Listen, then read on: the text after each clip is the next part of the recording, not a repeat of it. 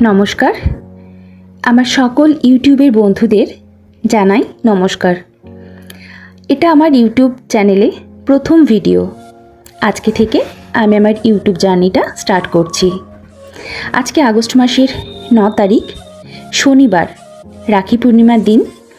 আজকে থেকে আমি আমার চ্যানেলটাতে কাজ করা শুরু করছি। আশা করি আমার ইউটিউব চ্যানেলের সকল বন্ধুদের এবং সকল দর্শকদের আমি আমার পাশে পাবো।